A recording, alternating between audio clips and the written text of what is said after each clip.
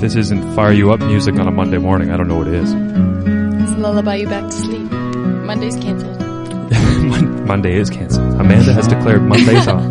Go home, everyone, and enjoy your Monday at home. Don't need to go to the office. You have and then turn on your radio and those stuff. Because it's almost time for the Masters. That's why I have this music. The Masters from Augusta. Slow and light clapping. Nothing like light clapping on a Thursday afternoon to make you want to stay at home. Plus, if you'd like to stay at home, today is opening day in Major League Baseball and the NCAA Basketball Championship. I don't know how long I can take this soft voice from you. You're used to me just yelling unnecessarily. Yeah. A tradition unlike any other. The Masters is this week, but also wanted to mention that the Waterloo men's golf team, consisting of 6 players and 2 coaches, will be traveling to Pinehurst, North Carolina, April 25th for a week of practice. The trip is to prepare for the upcoming Canadian University College Golf Championships, which will be held on Cutton Fields at the University of Guelph. The championships will take place May 26th to 29th. On the way to Pinehurst, the Black and Gold will play Marshall University in West Virginia, a Division I school, followed by 10 rounds of golf played at some of the finest courses in North America. This has been an annual trip for the past 10 years. A tradition unlike any other. Waterloo Golf. All right, that does it for the soft voice. I should mention, though, Canadian finishes at the Shell Houston Open were 25th, and 42nd. So the 2 guys who were in 25th, Mike Weir and Corey Connors, will be the 2 Canadians at the Masters this coming week in Augusta, Georgia. Weir is famous. He's got his own wine and stuff, so you know him. But Corey Connors, do you know where he is? Who he is? He went to Kent State. He's from Listowel, Ontario. Do you know where Listowel is? No. And I'm from a small town, so I would usually It's actually north of Kitchener. It's between Moorfield and Wingham. You just gotta take Highway 86 north from Wallenstein. What I'm trying to say is it's a very small town. Don't know either of those either. No, I know. It is in the middle of nowhere. But he is going from the small town of Listowel, Ontario to Augusta this weekend. So good luck to Corey. Cool. Canada, would you like to talk about the Players' Tribune? I do. Yeah. Okay, so talking to Corey Bellamore, it was like really cool just saying how different athletics support different athletics. And I mean, when you have a tournament like the NCAA, March Madness, you're going to see a lot of athletes from other places watching. And I love to watch Twitter for what people were saying. And I'm going to tell you a couple of my favorite tweets. So there was a lot of conversation on Twitter about Kentucky getting their first loss of the season, Final Four, 71-64 versus the Wisconsin Badgers. And these are the tweets. Yeah. So my favorite was from Sean Doolittle's at What Would Do? Wisconsin nailed it. I mean, there's capitals in there. So Wisconsin fans like #jump around. Insert YouTube clip from Miss Doubtfire opening scene. Jump around. Jump around, you say? Yeah. You said you want jump around? You would have to. That's Wisconsin's run through the NCAA tournament is pretty ridiculous when you look at it. They're a very good team.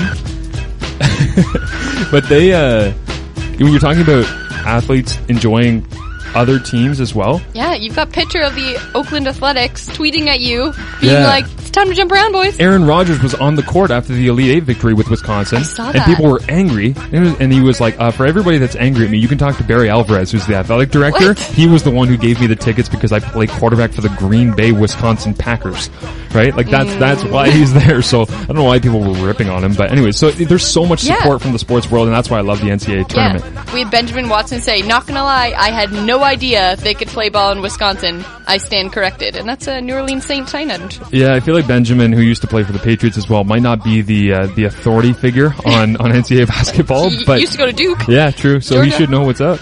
Yeah, I think it's pretty cool. Yeah, very much. That's cool to see from around the league. And also, funny, I forget what the ad was for, but there was a women's track and field athlete from Wisconsin who was photoshopped from being like having red paint on her face to being in an ad for a company. I think it was a rent-a-car company or something like that. Might have been like an enterprise, where they photoshopped the red paint on her face to blue, and they painted her as a Duke fan, and she actually runs track for Wisconsin. No way. Yeah. So maybe they just thought she was she found it and was like, nope, That's not okay. That's not a thing. That's not me. Like, I'm a Wisconsin fan for life. Like, I've been running my whole life for Wisconsin, all that stuff. So, and then she asked, am I a celebrity? So though? what do you think, sweet? Yeah. What do you think should happen? Like, what is the wager here? I think that if Duke wins, Wisconsin should deliver a cheese plate I'm just to trying every to think. family. But if Wisconsin wins, there should be like a cow statue put on there. That's On fair. the university campus. That's fair. We don't have enough like cool 70s bets like that. Like Blue Mountain State type stuff where the goat gets stolen. If you know what I'm talking about. If I mean, you ever gotta seen Blue steal a Mountain mascot in your university career. You're paying a lot to be there. Might as well have some fun. State. It's kind of hard to steal a lot of mascots though. Think about it. Yeah. I mean, shout out to TJ at Mac Athletics. He gets that on lockdown. Okay? We have, at McMaster, we like to say that the seagulls that fly over the top of the field during games are flyovers by marauders. That's how we twist that from, instead of it just being geese who like to use our field as a washroom. We just throw fries in the field so that they come. Cool. And here comes the flyover. Anyway, so we had that, but Players Tribune, they had a couple of good tweets about that. Players Tribune, overall, as a concept, very interesting. We'll get into that when Scott is here sometime, because I know he has a lot of thoughts on it.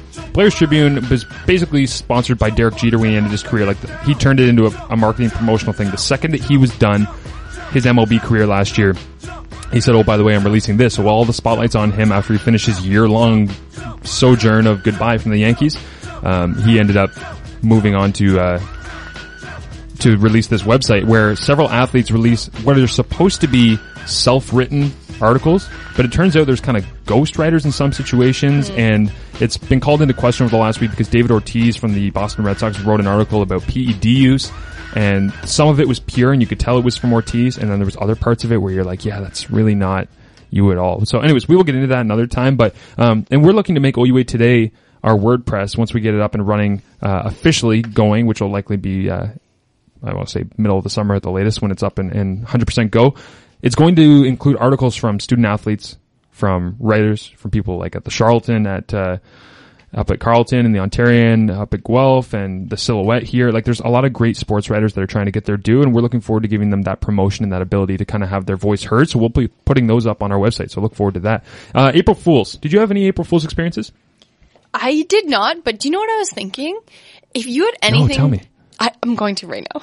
If you had anything big or like disastrous or like good happen to you on April Fool's, like it's so discount. Imagine if I was like, Marshall, I'm pregnant. You'd be like, okay, come on, Amanda. Is it mine? Weird. But yeah, I mean, like if you had anything like crazy happen to you, like no one's going to believe you. Yeah. And I find it interesting that April Fool's is the only day that people actually don't 100% trust the headlines. Yeah, no, that's true. You know, they take everything for like a grain of salt. They actually think critically about it. Like, I think we need to start doing this every day. Isn't it worn out? April Fools? Yeah, like you can only put so much cellophane on the toilet bowl, you know what I mean? Yeah, no, I hear you. April Fools from the Guelph Griffins, their football Instagram.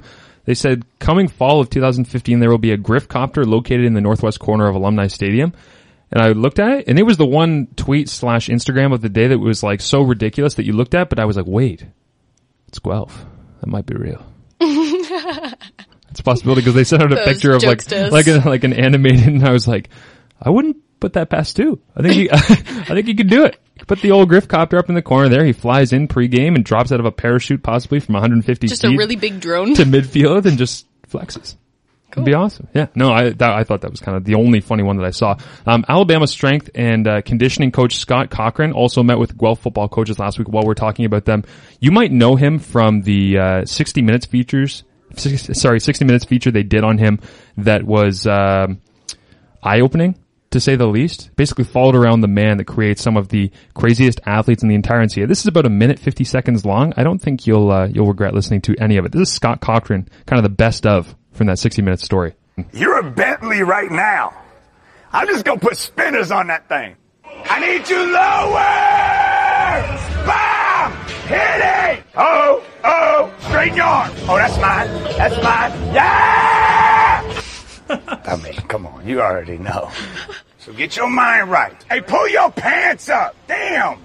Ready? Bring down. Set. Give it to me. Bow. Bow. Go set. Ready. Stop, drop. Get down. Yeah. Go set. I got a bus in the back too. Let's roll, man. Let's roll. Hustle, man. Hustle. Oh yeah, got the dancing bear. Get you some. Did you have cereal this morning? Let it out. Let it out. Live for the pain. Let's go. Get the ball back. Are we still warming up? Up, down, up. Push him back. Push him back. Way back. Jump down. Both hands on that foot. Hey, if you want me, you can find me in the ready, strike. Locked in, 100%. Got that fire. Got that fire. God gives it to me. And if I mess it up, he's going to take it away. B-A-L-A. Bama hit. Let's go. Little snap, crack and pop in that back. Bow, bow, bow, bow. Even giving himself a dose. You gotta get up, you gotta get up. You gotta get down. You gotta get down. Do the little things. He is terrifying. I'm gonna add snap, crackle, pop to my... But like, as much as he's insane, just listen to that on your morning before as you're getting out of bed. You're ready to You go. gotta get up! You know what the craziest part is? And I'll put up the video of that on the video podcast, but the part where he says, "Are we still warming up?" There's a guy squatting like 600 pounds at 6 a.m. Good morning. He just put his bed like on his back and started squatting it. So Guelph football got to meet with him. So that must have been pretty cool because the picture they put out was inside his Alabama football office. So I assume that the Guelph coaching staff went down to an Alabama coaching clinic or something, but he is a Next level. special individual. I just picture him yelling at like a small individual in the gym with those gloves on, just curling 20s. Yeah. You know? Standing over their shoulder. Yeah. He's putting chalk on his hands. I wonder if he has any army background because a lot of his mentality seems like it's very, very drill sergeant. But anyways, pretty cool. York Track and Field, A.O. Augusto, two-time CIS track gold medalist, won the 300 meter in a time of 34 seconds and won the 4x200 meter relay with York in 1 minute 27 seconds with Bismarck Boateng, Jameel Brown, and Xavier Jehovah. He tweeted out this week, said, "Looking forward to my first full week of classes in 1 month. Thanks to all the teachers who went on strike. I'll be done May 12th now." Yeah. Is that a real thing? Yeah. So if you go on strike, the kids have to go into the summer. And again, don't blame the teachers for this because they're fighting back for Right. their rights, which they're completely within their right to do. And I respect that a lot, but it's just interesting looking at it solely from a student athlete perspective that like, that really messes with you. It does really mess with you. And I mean, at the beginning, you're like, sweet, no classes. But in university, you're like, I have to self-teach. Yeah. I might have to not have extra classes and still take my exam on this topic. I wonder if And then I wonder if he had time off during the CIS championships though. But think about, oh yeah, true. Right? Like that might have, But think about this, like what if your rent is up? Like you're the out. rent is too damn high. But like what if you have to move out of your student house? What if you have a summer job contract starting May 1st? Yeah. Like you're just Yeah. Yeah, it's very, threw very you for different. a loop there. Different from what the average student is used to for sure.